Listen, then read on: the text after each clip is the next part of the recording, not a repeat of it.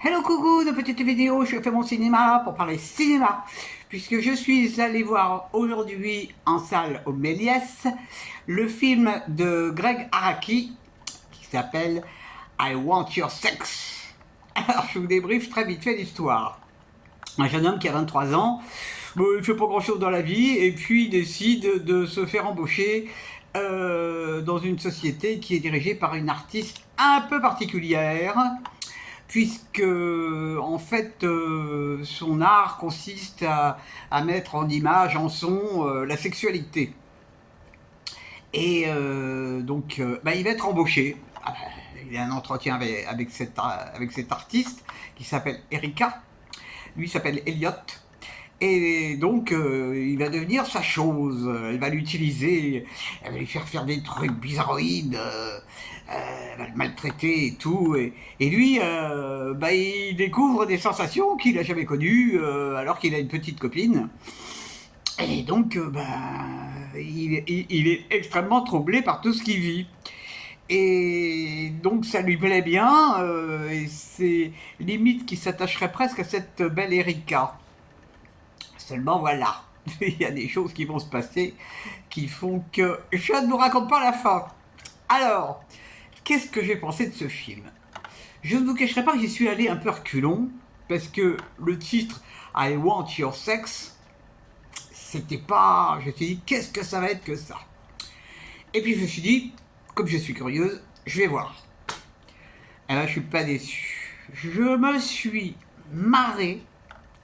J'ai rigolé, comme ça fait longtemps que je n'ai pas rigolé à un film. C'est extrêmement drôle. Mais ça n'est pas que drôle. Parce que, déjà, dès le départ du film, la première image, il y a un truc d'enfer. Il y a une pancarte où il y a marqué 9 semaines et demie avant. Et je ne sais pas si ça vous dira quelque chose, mais 9 semaines et demie, c'était un film érotique d'il y a quelques années, mais qui était abominable. C'était pas drôle du tout, 9 semaines et demie. Alors que là, I Want Your Sex, c'est super drôle. Mais ça n'est pas que drôle, parce que, mine de rien, il y a des petits messages qui passent concernant les relations sexuelles, concernant les femmes pendant les relations sexuelles. Waouh!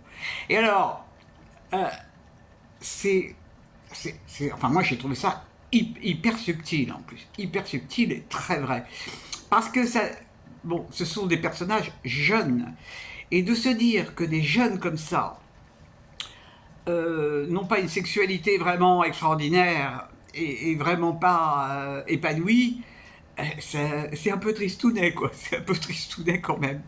Bon, je ne sais pas, je ne connais pas personne de ces âges-là ne me raconte leur vie sexuelle, mais je trouve que là, le réalisateur, bon, moi je n'avais pas vu d'autres films de lui, mais je trouve qu'il a fait très très fort. Et vraiment, il ne faut pas s'arrêter sur le titre, qui à mon avis est une mauvaise idée, parce que c'est un film que je trouve top, vraiment top. Bon, il n'est pas du tout encensé, c'est les spectateurs, à mon avis, ils ont pris ça au premier degré. Enfin, j'en sais rien, puis je m'en fous. Moi, je sais que ça m'a beaucoup plu, parce que ça n'est jamais vulgaire. Alors, il y a un rythme assez dynamique, hein. Ça n'est jamais vulgaire. Et pourtant, il y a des scènes vraiment... C'est croquignolet, hein, croquignolet. Mais c'est drôle, c'est drôle. Enfin, moi, j'ai trouvé ça très, très drôle. Et vraiment, je suis contente d'avoir été curieuse. Ça fait plaisir d'avoir été curieuse. Voilà, voilà. Et ben, j'espère que vous êtes tous en pleine forme. Peut-être vous avez vu ce film, peut-être vous l'avez détesté, peut-être vous l'avez adoré. N'hésitez pas à m'en faire part. Tous les avis sont sympathiques à lire. Voilà, voilà. Eh bien, je vous souhaite un bon week-end et je vous dis salut, salut, à la prochaine pour parler cinéma. J'ai un film à voir demain.